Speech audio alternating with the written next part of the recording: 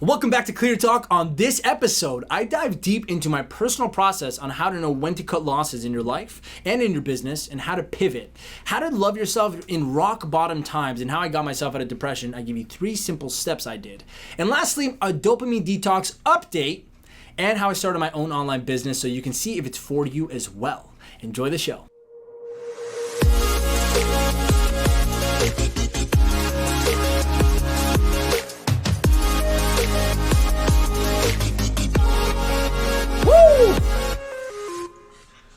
What's going on, everybody? Welcome back to Clear Talk. I'm your host, Armin Shaffi. This is the #1 show for entrepreneurs who need clarity. And if you come on the show, you're gonna submit your questions. I'm gonna be able to help you out with your entrepreneurial and life questions.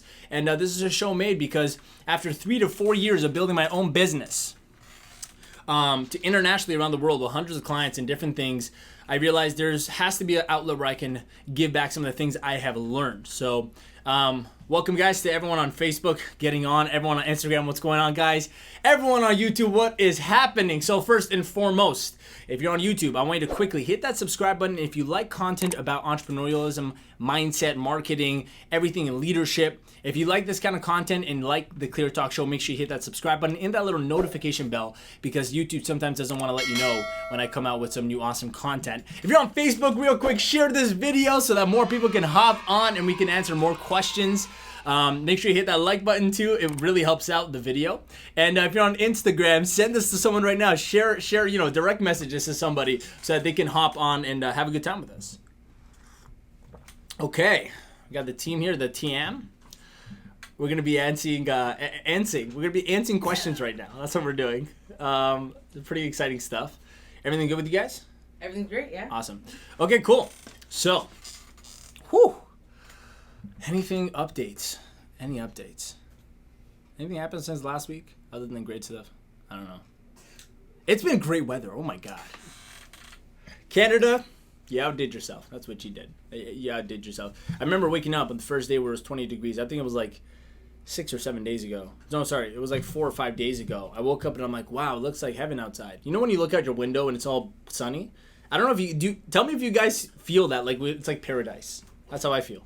I feel like it's like paradise. So, feel great. Any other updates? No, just team's getting better. We're getting better. Everything's getting better. I'm just getting happier. I'm like, it's good, man. It's good stuff. It's great stuff. All right, I think I'm ready. We can just. You ready? We can just hop into questions. Okay, sounds good. Question number 1 is brought to us by Phoenix Kiss, fittorich@gmail.com. All right. How do you know when to cut losses and not go down with the ship? And if you do get knocked up, how do you pivot and quickly get back up? Do you have any strategies you'd recommend? So how do you let's ask it one more time. I wanna make sure I get the question. Yeah. So how do you know when to cut losses and to not go down with the ship? And even if you do get knocked up, how do you pivot to quickly get back up? What strategies would you recommend?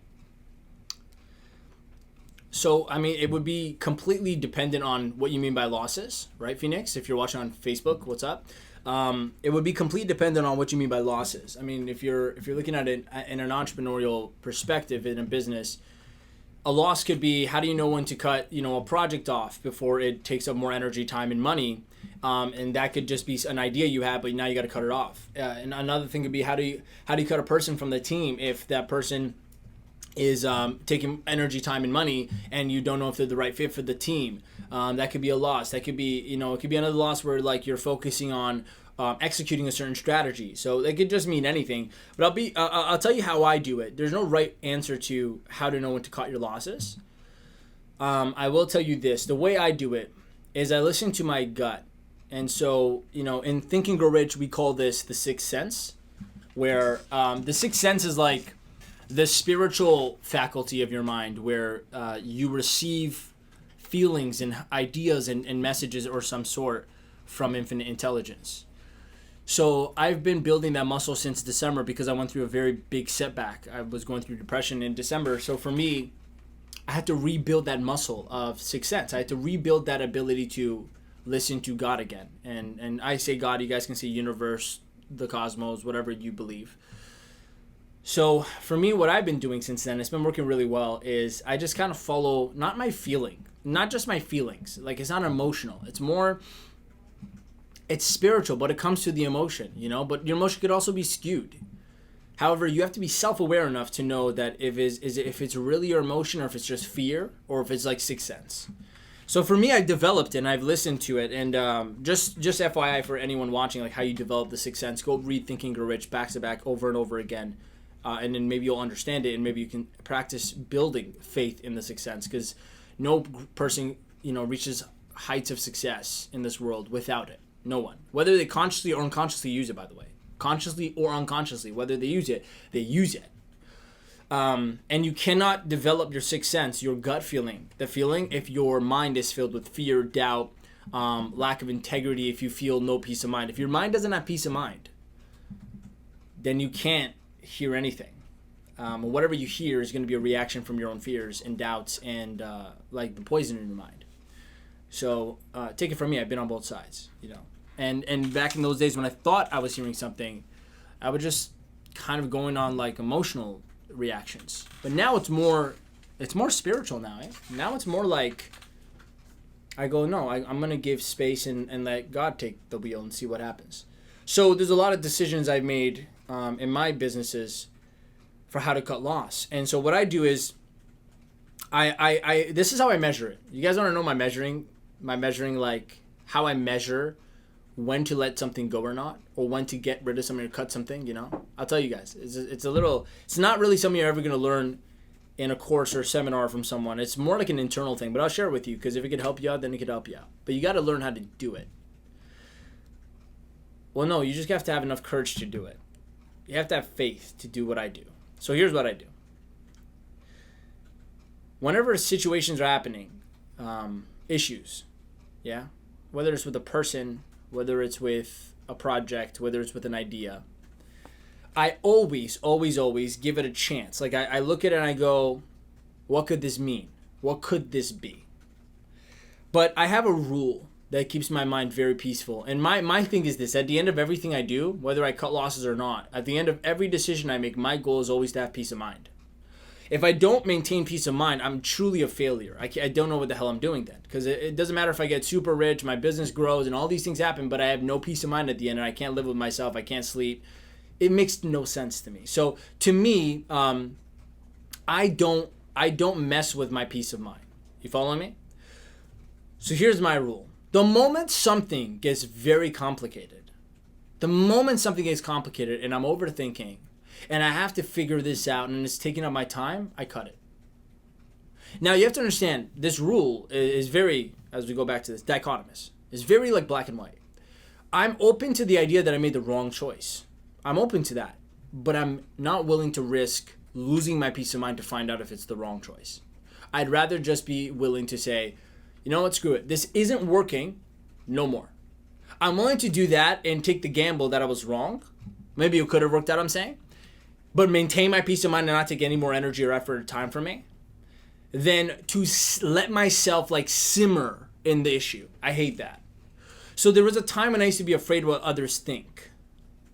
And when I say afraid, I'm being honest with you guys. I was afraid of like how people would perceive me. So I would do my best to be a leader in my team, in my seminars, in my marketing, that, would get the majority of opinions good for me.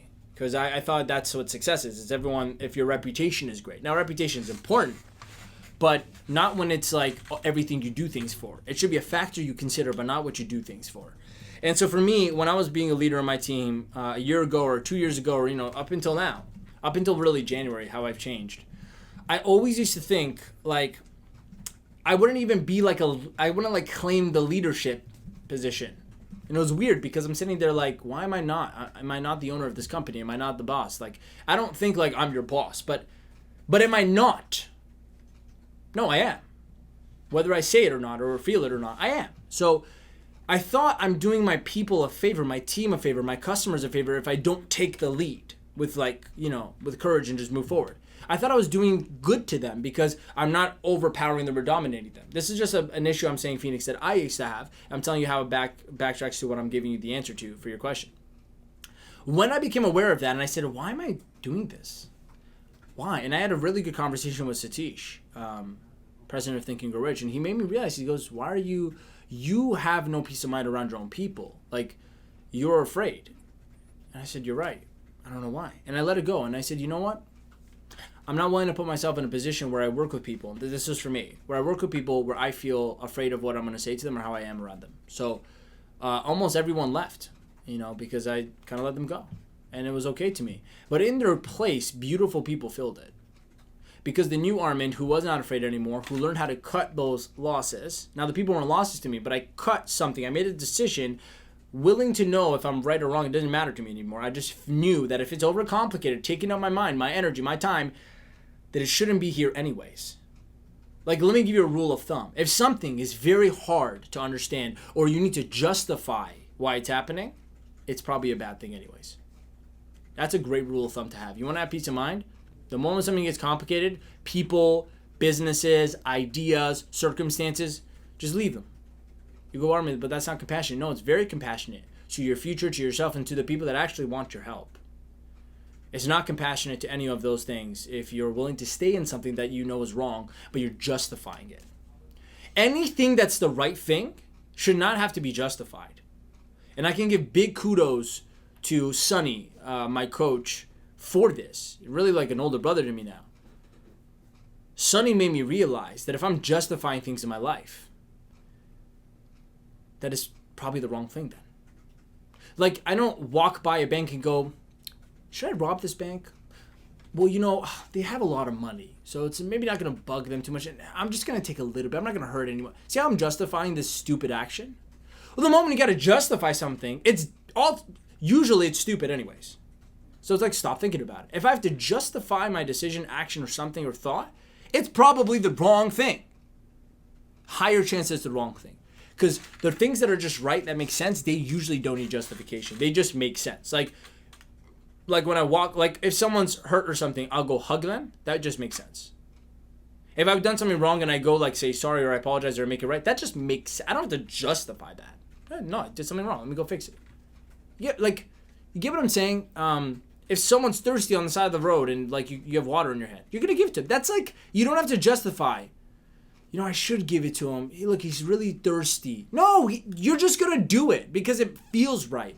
So my answer to your question is this. The way I cut things, whether it's losses or just make decisions, because cutting a loss is just a type of decision, but decisions is what we're really talking about here. How do you make a decision and be okay with it? And decision by nature, by the way, by the definition, is to cut off from, right? I listen to the inside thing. And when I feel it, I go, If it's grinding at me inside, there's a 99% chance it's wrong anyways. So I do the thing that's going to remove that feeling from me. And that's the right decision to me. So if it is to cut the loss in that moment, I do it. Because it makes more sense for the future. It's better for everybody. Plus, let's say it's for a person as well. That person is probably feeling terrible too. It's not just you. So you're doing both of you a favor when you get to cut that. If it's a business idea or a strategy or whatever, your team is probably feeling that too. So it's better for everybody to just stop it and start something new. So that was the first part of the question, which is how do you know when to cut your losses? I follow my gut. I follow my sixth sense. Like, I have faith. I'm like, you know what? God's doing this, so this has to be good. And even if it feels bad, then that means this is supposed to be cut off now. If it feels good, then we keep going. See how I do this? It's so simple in my mind, eh? Like, if it feels great and things are flowing, it flows. It's supposed to happen this way. The moment it starts feeling weird, I'm like, I have to justify staying and like keeping it. And I'm like, wait, what am I doing? I'm trying to fight the current. Don't try to fight the river, guys. Turn around and just go with the flow.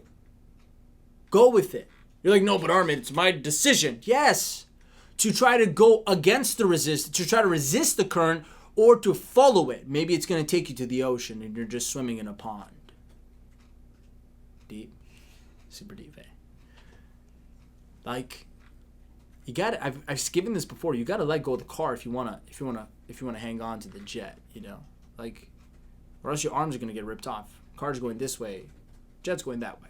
Which one do you want? Do you want to stay on ground or do you want to fly? If you're in a tiny little pond and that's suffocating you because you're bigger than the pond, if you have more potential, you got to be able to leave the pond. Sometimes the river feels like it's pushing you, It feels like things are happening to you. It's like, oh, I can't control this. But if you just realize you're not supposed to, then life, God, universe takes you to where you need to be. And the greatest example of this is from the beginning of this year, I decided to finally just go with the current. I always thought it was about motivation. I do it. And to some degree, in some areas of my life, it is.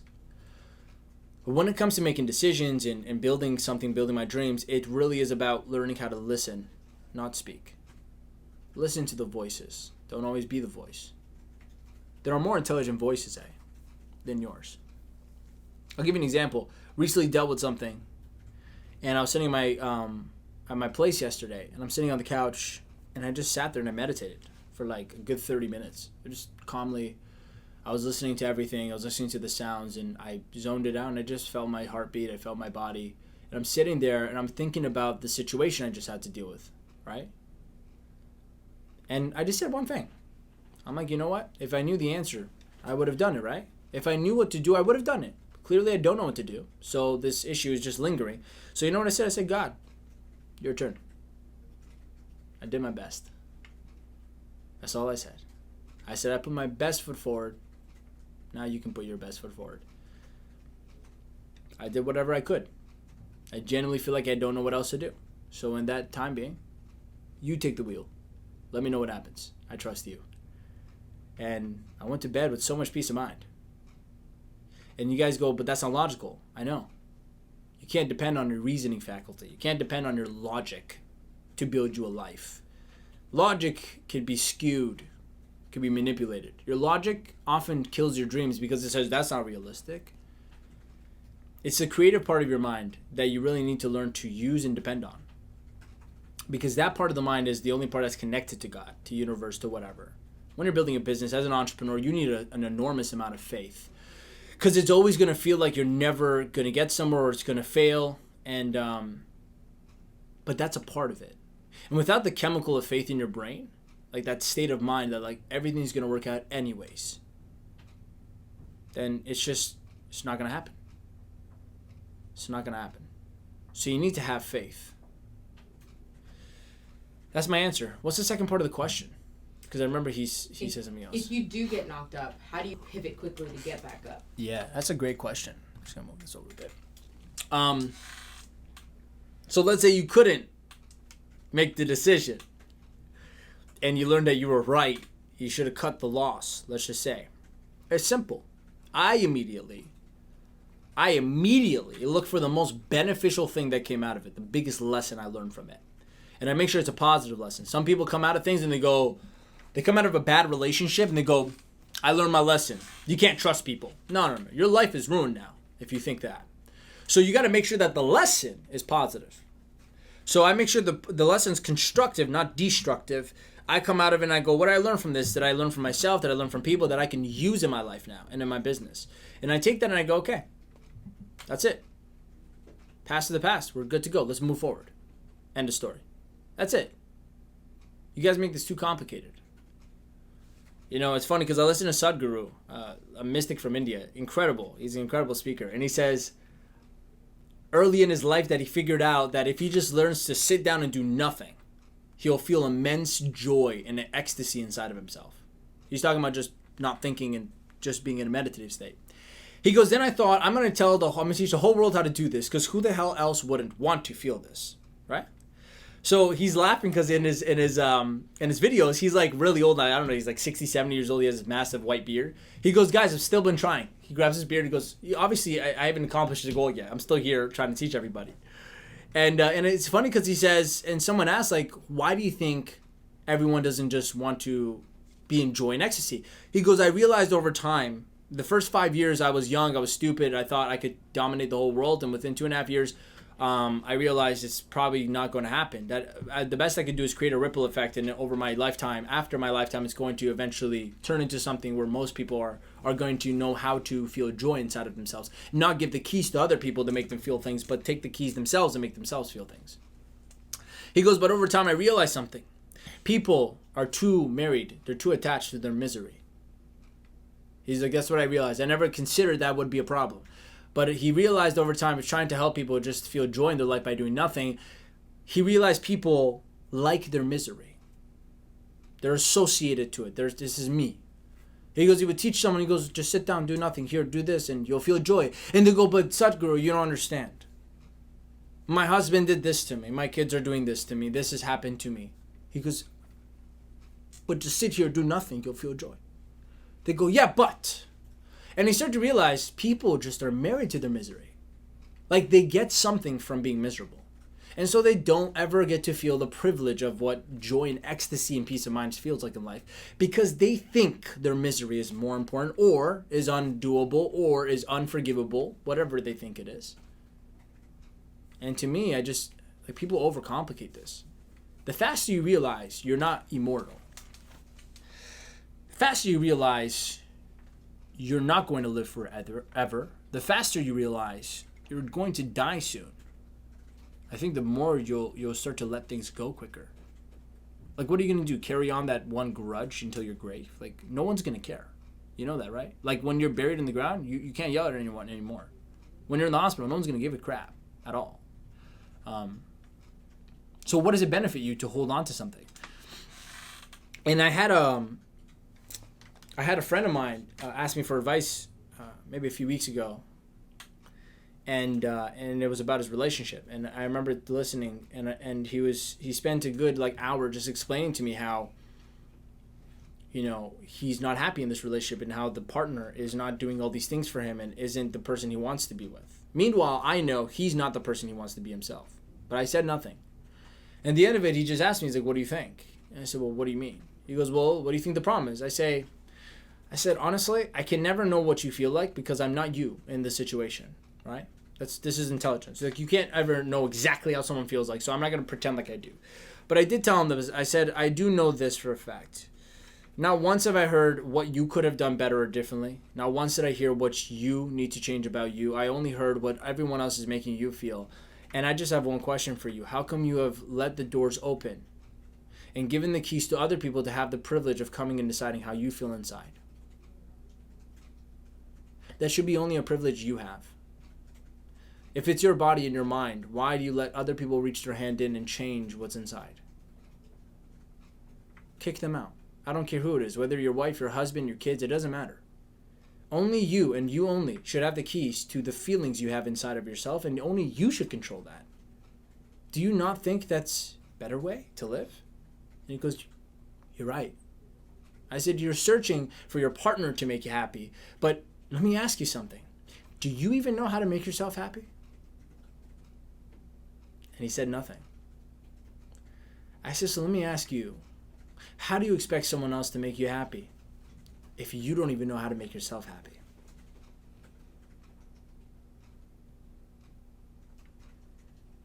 Sometimes we don't think, We don't think.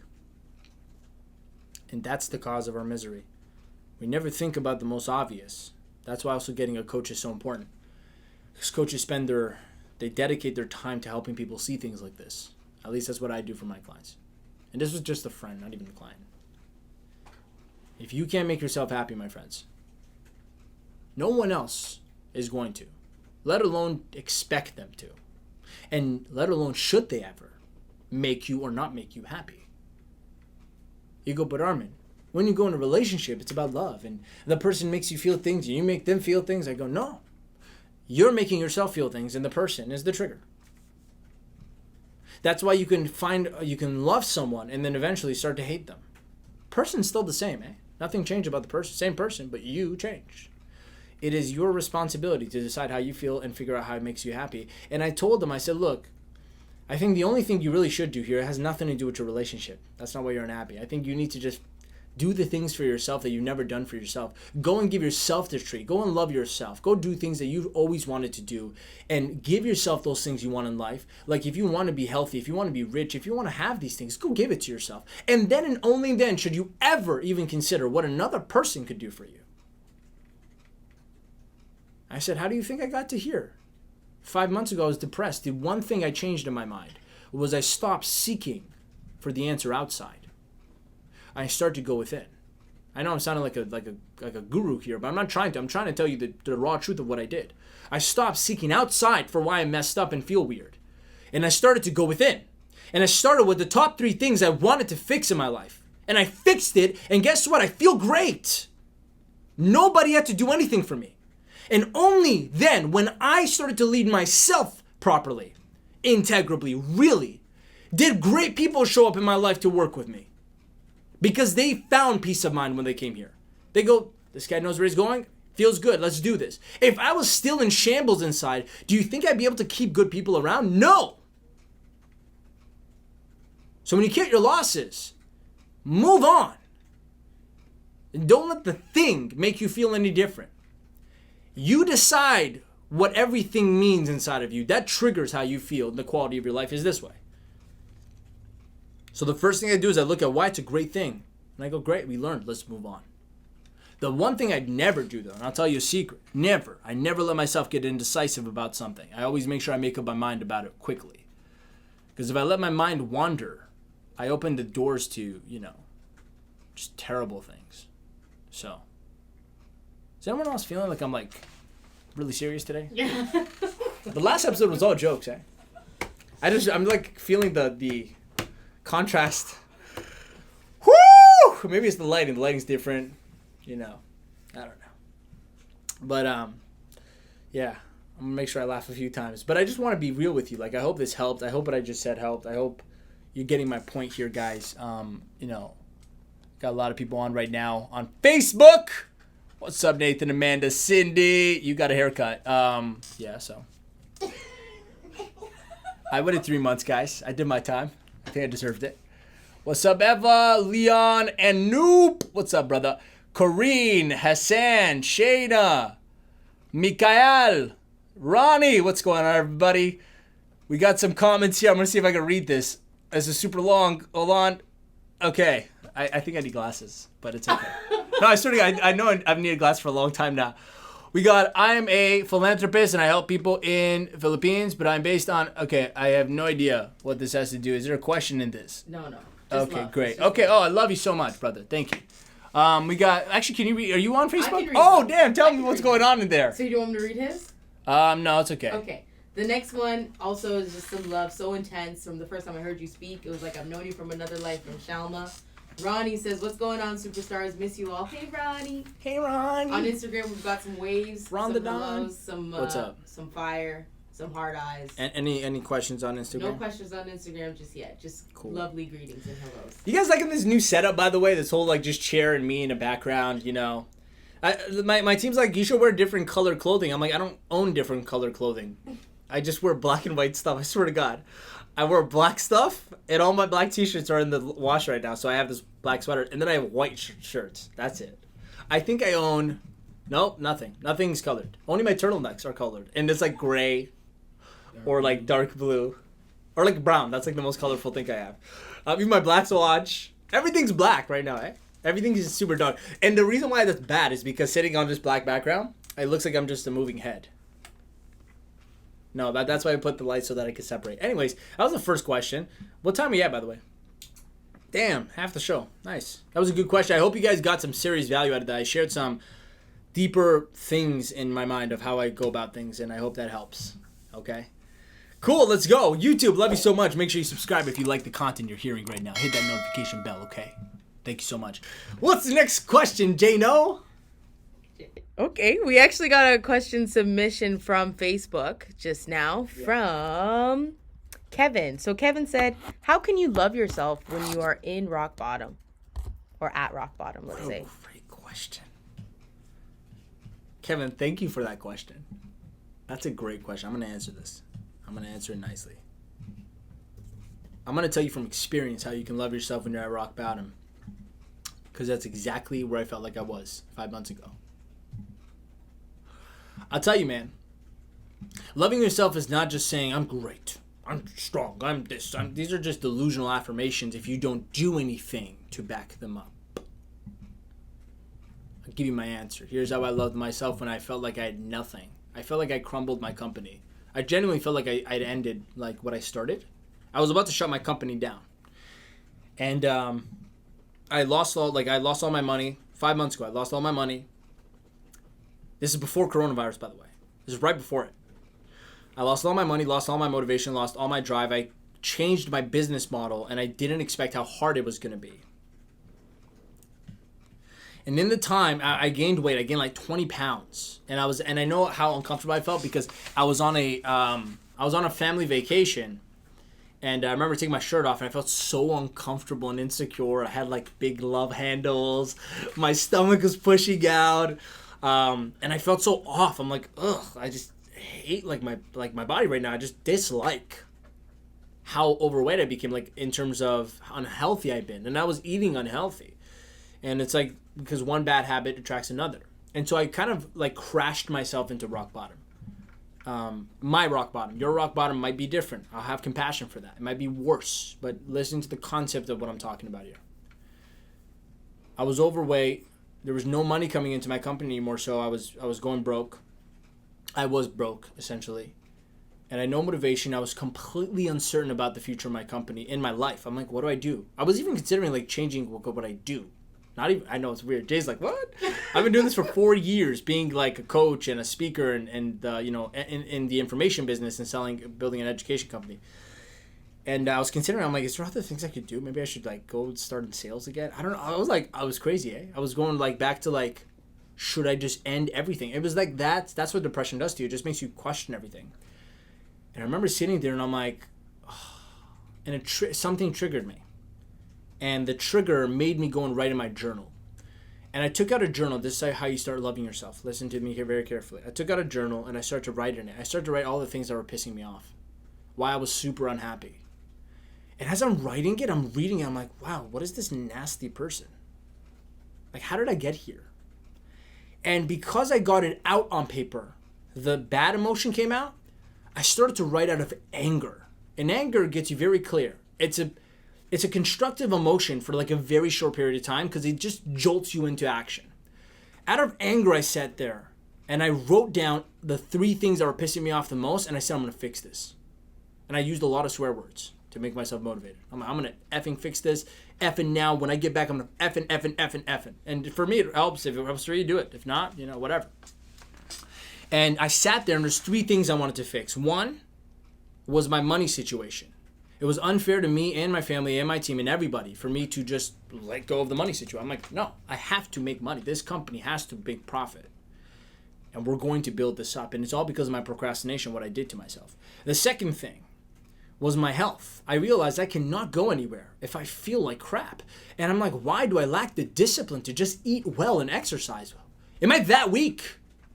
So out of anger, I'm like, no, I'm going to do this. I said, I'm not going to drink anymore. I'm not going to smoke anymore. On that vacation, I did both. Because, you know, when you get drunk, you smoke, and apparently that's a thing. I don't know. But that's what I did. I was drinking, and I smoked, yeah. So I'm like, whatever. It's a one-time thing. I'm not a smoker. I'm not a drinker, but it's all free anyway, so let's do it. And from that day, I'm like, no, I don't want to do this anymore. Never. Since then, I haven't drank or smoked anything. Eh? No alcohol, no nothing. I think one guy slipped, like, me a chocolate with alcohol in it. I got pissed, but... Like, at one point, I'm like, is there alcohol? He's like, yeah, it's good. I'm like, yeah. But no smoking, no drinking, just because I didn't want to. My discipline came out, and I've been eating healthy. I got a personal trainer when I came back, all these things. And the third thing was my insecurities. And here, let me tell you a personal one. I felt insecure around women. I'm like, why? Like, and I realized I was in a relationship for a long time before that. And so I never actually went out and, like, you know, built the muscle of, like, talking to girls. And to me, I'm a young guy. That's something important in life right now. I want to talk. I want to not be afraid. I'm like, here I am, the stage guy. You put me on the stage, I'll rock the room. Go into a random social event, and if I see a pretty girl, I don't even know how to approach her. I'm like, and I'm like, you know what? This makes me human. This is good. Life is humbling me here. So I'm like, okay, I got to fix this. These 3 things. When I came back, is it Kevin who asked the question? Kevin. When I came back, here's how I started to love myself. The first thing I did was write down what I was thinking. Number 1. Okay? Until you write it down, it's not real, eh? In your mind, it's like an invisible enemy. You got to get it out of your head. And the longer you let things, especially bad things, linger in your mind, the more it eats you alive. So I took it out on paper. It was out of my mind now. Don't ask me why this works. I'm not a scientist, but I know it works. I've done it several times I've done it hundreds of times over the last 5-6 years. I wrote it down. Then I wrote down on paper what I'm going to do about it. Everything was written. And by the way, while we're on the subject of writing, even this morning when I was writing my gratitude journal and I was reading my goals again, I realized something. Long time ago, I made it a habit to write and read my goals and things every day.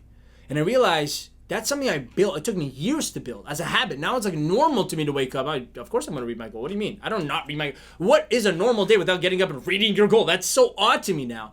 But some of you watching this, you're like, read your goal every day, Armin? I got to write it as well. Oh my God. You know how I know you think that way? Because that's how I thought when I first thought about it. I'm like, every day? I got to every single morning and night. I got to rewrite this thing again. That's so much work. And I realized, wow, I don't even like myself enough to write my goal down for 5 minutes a day. How insulting to who I am. So I realized some of you need to make the most basic things a habit. Write your stuff down. Write your goal down. Know what your goals and write it down every day for a year straight, and then you'll remember it. Memorize your goal. If you don't know your goal like the back, guys, you want to see how memorized it is? By December 31st, 2020, by the end of this year, I will earn and receive blank. That's for me to know, not for you to know.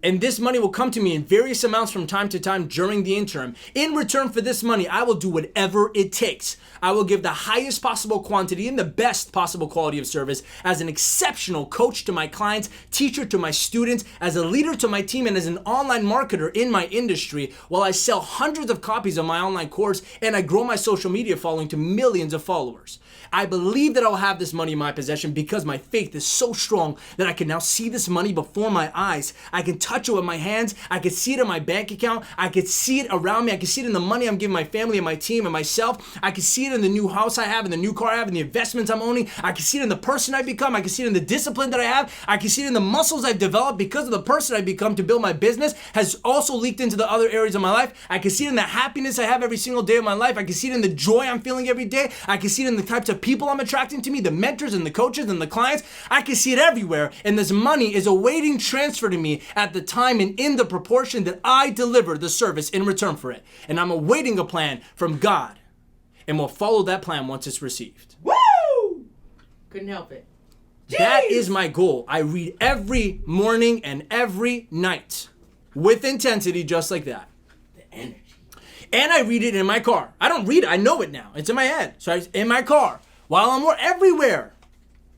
You guys can't even start with writing it in the morning. You know how you love yourself? Do things like this to yourself. You can't even write your goal down. How do you... What? You're in a relationship. You never, ever, ever want to tell the person 3 words, I love you. You don't even want to say it. It's like too much energy. Yeah, a person's going to feel real loved. Do you ever tell yourself, I love you? When's the last time you looked in the mirror and just said, man, I'm really proud of you. For all the things you've done, I'm proud of you. And I truly love you. Thank you for everything. When was the last time? Maybe you've done some bad things. I have too. I've done stupid things. Smart people do stupid things. Good people do bad things. That doesn't make you a bad or stupid person. So first thing I did was I write down everything that was pissing me off. Then I wrote down what I'm going to do about it. And as soon as I got back, I did it. That's how you love yourself when you're at rock bottom. You write down what you're going to do to fix it. And then you go and effing do it. There is no other way around it. No amount of yoga, kombucha. I'm not kidding. Meditation. Meditation is a part of it, by the way. I'm not making fun of meditation. I'm not making fun of any of these. I'm just saying some of you think the accessories of spiritualism is spiritualism. Get this out of your head. Just because you wear a cross doesn't mean you're a Christian. Just because you pray 5 times a day doesn't make you a Muslim. I'm being honest with you. Just because you wear a turban doesn't make you a Sikh.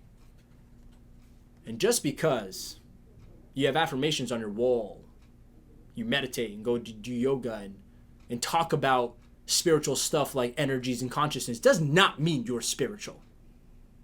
There's only one measurement if you're spiritual or not. How connected are you really to yourself inside? Where fear never walks into your mind.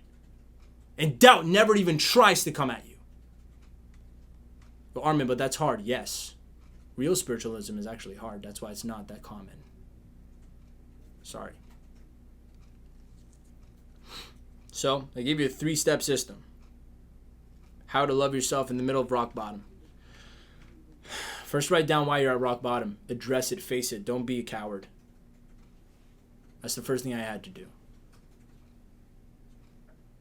Then write down what you're going to do about it. That's the second step. Make an action plan. Identify the problem. Create your plan.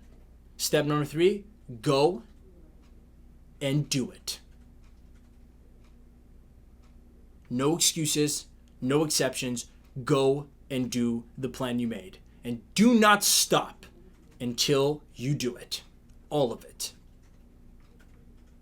Make a decision and commit that you will never quit until you win. Shout out to Mr. Brown.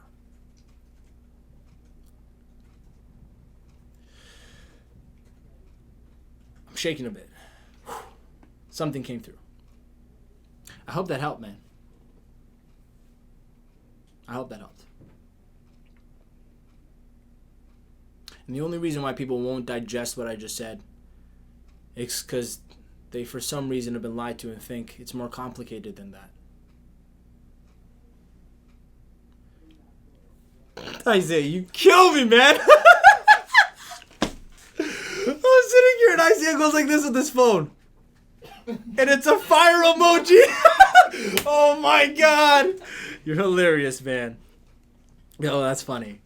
Yeah, it's not complicated, guys. Let me tell you something.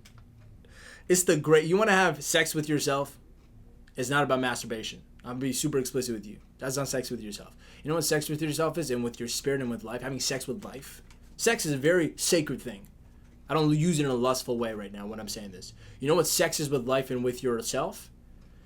It's when you're totally immersed in what you want and there's nothing else that touches your mind.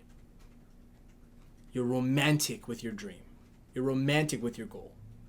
You're romantic with yourself. If even half of you loved yourself the way someone else loved you, or even the way that you love someone else, you will be 100 times better today. I'm only here because I decided to love myself the way I decided to love the people in my life. You can bend backwards and go to the ends of the moon or the earth, whatever the saying is, for the person you love in your relationship. But if you don't do that for yourself, there's no person for them to love back.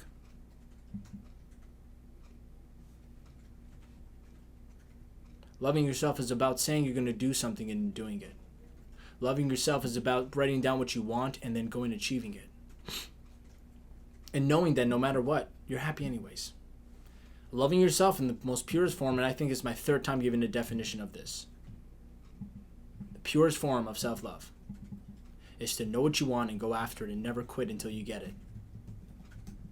I did not coincidentally end up to the place I am now where I have this unwavering faith in myself and love for myself. I developed it for years and years. This morning I was crying.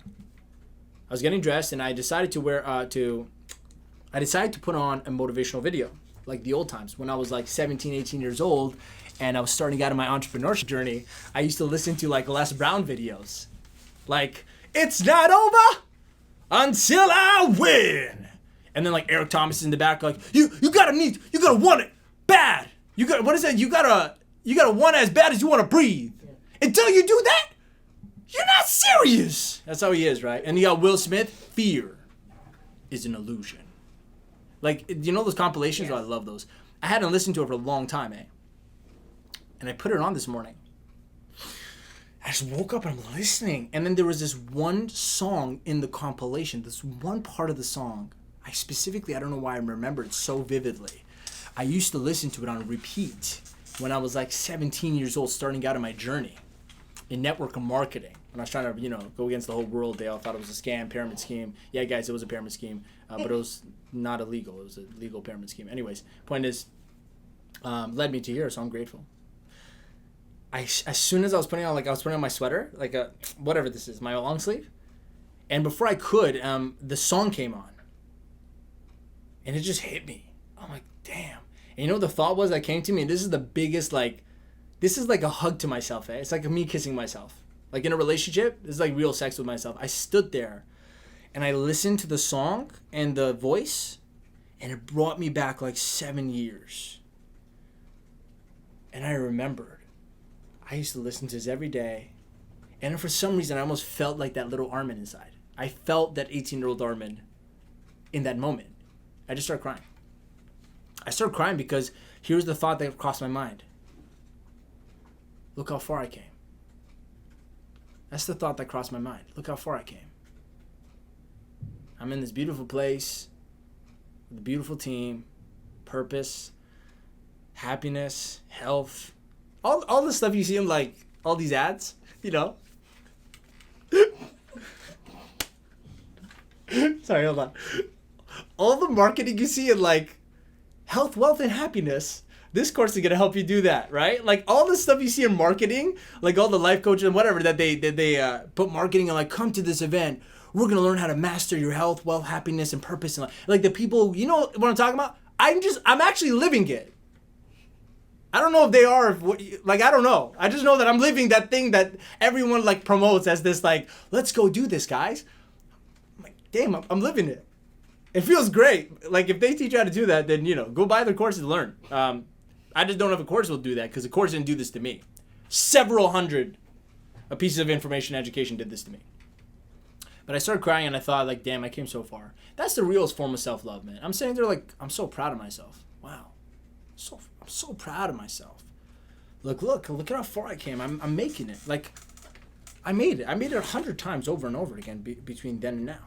And I'm like, if I ever met my younger self, I would genuinely just cry and just hug myself. Like, everything I believed in myself, blindly, faithfully, with no reason to, with no evidence, with no one really believing in me. And if it was less than 5 people my whole life. I made it. And I don't even care if the other person believed in me or if everyone around me believed in me, because all I cared about was I believed in me, my opinion of me. Anyways, where are we at with the show? What time? 45 minutes in, 47 minutes. 45. Let me, comments, questions. Yeah, we got some comments on Facebook. Ronnie said, you have personally helped me see that perspective in my own situation. It was the best decision I ever made. The only one that can make you happy or depressed is yourself. There's only one triggers, no one else is doing it to you. Kevin reiterated what you said. He said, thank you. Those are my notes and my learning. Joel Delgado said, that's the important thing. Love yourself more than anyone else. We've got Gloria on Instagram says, you're awesome. Thank you for the show. And a couple of waves here and there. But yeah, those are the comments so far. Love you guys so much. Love you guys so much. Thanks for engaging. Kevin, thanks for the amazing question, man. Amazing question. By the way, if you're watching this right now and something I said maybe touched you in a certain way and it really helped you on YouTube, like I keep saying, make sure you hit that like button. It really helps the channel out. Subscribe, hit the notification bell. I want to make sure you guys get more beautiful content. If you're on Facebook and you think someone needs to hear this message, share it on your wall, post it, send it to somebody, comment on the, comment that you hear. It really helps out with more people seeing this. And hit that like button, love button, care button, whatever, care bear button you want to hit. And on Instagram, guys, send it to someone that you think needs to hear this. This is not about me, guys. I really don't care. Like, I already made a decision when I started this. I said for the first 6 months, I don't care if one person is watching the whole time. I'm just going to prove to myself and to the world that I'm going to do this consistently every single Monday. Nothing's going to stop me. That's how I look at it. So I'm doing that. It's a bonus to see that you guys are enjoying this. But I'm not doing it for you, but I'm doing it for you at the same time. You see what I'm saying? Just going back to what I talked about. I'm doing it first for me to make sure I do what I feel is right. I got to have an outlet to give out content that's completely free and valuable to people. But at the same time, the beneficiary of it is you. So I can't do this without you. Does that make sense? Like I was cool with no one watching this for 6 months, and like the replays one day, people go back in millions of views because they're watching the old stuff. Like I didn't care. I was not attached to the outcome. So when you guys do this, like share it and send it to people and like and comment and engage, it really helps us keep going. And it gives us data, gives us data to see like how do you guys want it and what can I do, what works, what's not working. So now I'm ready to start doing this like more focused on what the audience wants, and that's why you can go to askarmin.com and submit your questions there, and I'm going to shout you out on the show and answer your question directly. So thanks for everyone who did, by the way, go to askarmin.com and submitted the questions. The ones we're answering today is most of them are from Ask Armin. So love you guys so much. Let's go to the next question, maybe the last one or two. How did you start your outline That question is from Billy. Was it business or business? Business. Which one is it? Can you read it again from the beginning? How did you start your online business? That question is from Billy. Billy, okay, cool. How did I start my online business? By deciding. That's how. I said I want to. I'll tell you how.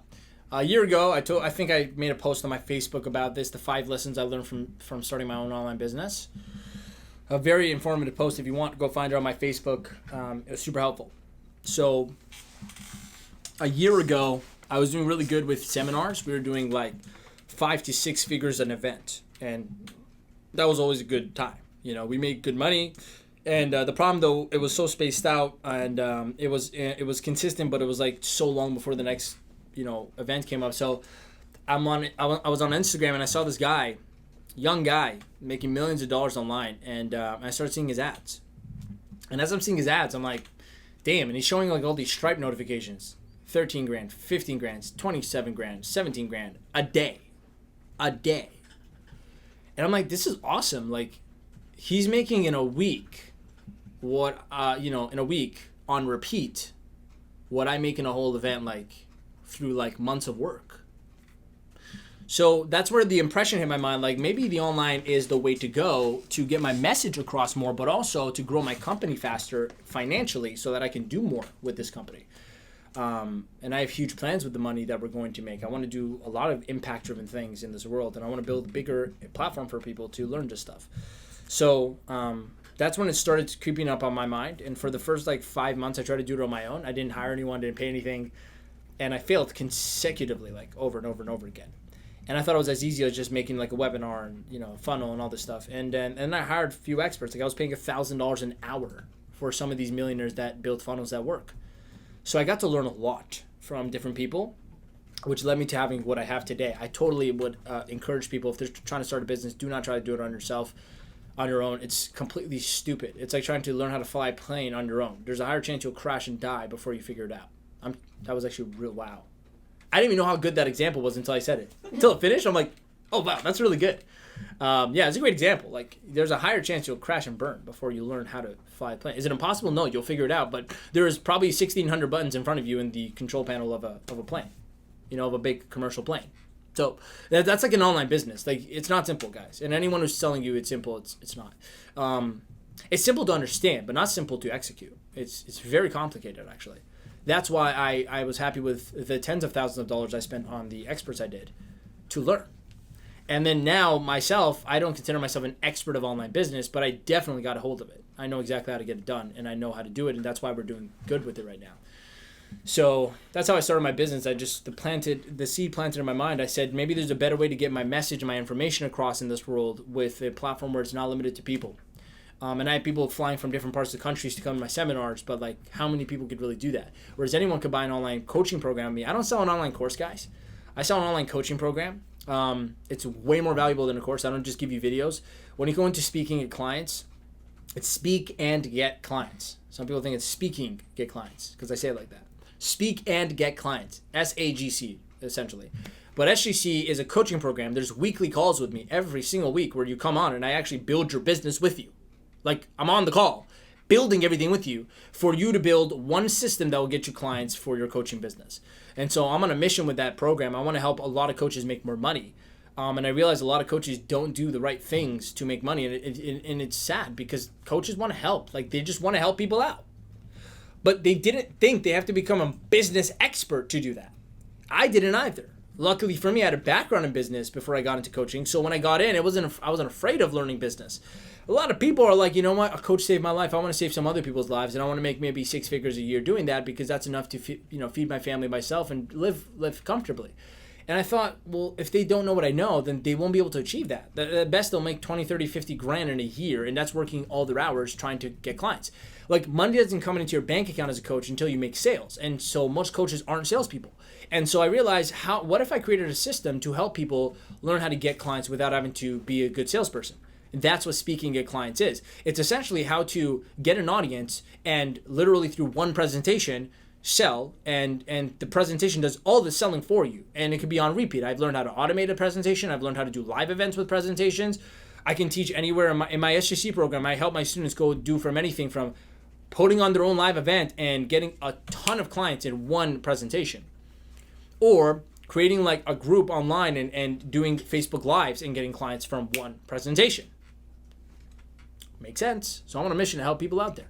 So when I started my online business, my goal was, how do I help this market out? I chose the people I want to help, which is people like me, coaches.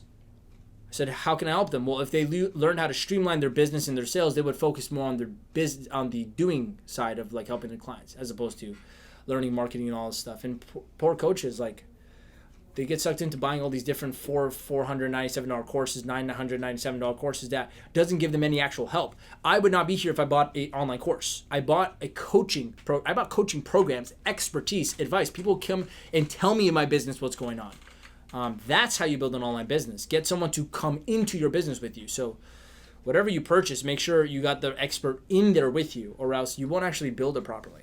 Okay? Because it changes up when you get inside. Good question. We have about 4 minutes left. Do you want to do one more? Any comments or anything like that? No comments, really. Kevin just said shared. I took notes, too. Thank you. Okay, cool. Got a couple more people joining us on Instagram. What's up, everybody? You can catch, by the way, for everyone on Facebook and Instagram Live, if you haven't already, there is a playlist of 18 episodes of Clear Talk on my YouTube channel. You just got to go to YouTube and book Clear Talk with Armin, and I'll show up. The most recent one, which is the one from last week, was why I'm doing the dopamine detox. Big update. No questions. Let me update you. I forgot. I was going to update you. Monday last week, I decided to go on a 7-day fast. Gotta admit, I actually did it the wrong way, but I overdid it. So I'll tell you what the real dopamine fast is. I realized I went back. I'm like, am I doing this right? You know, because I'm pretty much cutting off everything in my life. Is this how it's supposed to be? So the dopamine detox is not supposed to be 7 days. So for anyone who's like, damn, I'm like 4 days in. Here's how it's supposed to be. You're supposed to choose one day of the week and not touch any electronics, which I didn't. I said that I worked on my computer and touched my phone, but I deleted all the apps from my phone. I literally have nothing left on my phone except Slack for my team to message me. I don't even have Messenger, no social media, no nothing. I deleted all the stupid extra apps you just keep there, you know, hoarding them for no reason. I deleted everything. There's only apps on my phone that I use, which means like half my homepage screen is like empty now, which feels good when I look at it. But I use my computer still, and I still watch like productive YouTube videos like to learn things. And I'm like, this doesn't count. Dopamine detox means you don't do anything with electronics. Meaning like the only thing you can do is walk, read, breathe, sleep, you know, like, and I'm like, oh. So I went like 5 or 6 days strong. I went until Saturday. On Saturday, I discovered Afro beats. And I'm like, yo, I got to jam. It's a great day. I put my top down in my convertible, and I was like blasting Afro beats. I'm like, you know what? It's okay. I went 5 days strong, doing it wrong. I did it 5 times longer than anyone else. I'm like, screw it. I'm going to listen to some Afro beats now. That's why, by the way, I was jamming to Afro beats, just so you know. And then I did watch a movie. Wait, did I watch a movie? Yeah, I did. I watched Inception. I watched Inception yesterday or the day before. It was a great investment of my time. It was from 2 to 4 in the morning. And I watched it, and there's a reason why. I wanted to watch it with a different mindset. I wanted to watch it to see if I can learn something of the mind that they're trying to seed here, and I did. The whole core of the movie is interesting. Leo is saying how if you plant a seed in the subconscious of the mind deep enough, that it will eventually consume the person. Yeah, man, you gotta watch it. No, he's gonna watch Inception.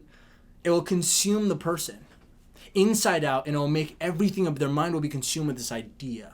So that's what they're doing. They're trying to go inside instead of extracting information, trying to plant a seed in someone's mind. And at the end of the movie, the guy, the son to the owner of the company that they're trying to plant the seed to go to dissolve the company, start something new, he walked out like more self-improved. He's like, I'm going to build something on my own. I'm like, what if you just did that with people? And I realized that's what TGR is. Inception, in a sense. And I realized like the real secret, and Satish has said this several times in the Think and Grow Rich classes, he goes, the key is to get your goal to the subconscious level. If you cannot do that, you will not achieve your goal. We're at 1 minute on Instagram. So, is it dying? Yeah. Oh, perfect. So, I watched Inception. It was great. The dopamine detox, amazing. amazing. I cut out coffee, cut out music for 5 days straight. I only listened to audiobooks, worked out, and literally worked on my business. So if you guys want to try it out, make sure you look it up properly. In my last episode, in the comment section, in the description below, I actually posted the 2 links to the videos I did watch, so you can check it out. So for everyone else who's on the show, Dopamine Detox worked out well. I'm still going to continue cutting out all the stuff that was just a distraction to me. So many of you might notice I don't respond to you that well because I'm not online most of the time. So when I am, I'll respond to you. I love you guys so much. Thank you for the questions. If you're on Instagram, make sure you share this video and send it to someone. If you're on Facebook, hit that like button and share this video so more people can watch it if you can. On YouTube, hit that subscribe button and that notification bell and hit the like button. It'll help our video out.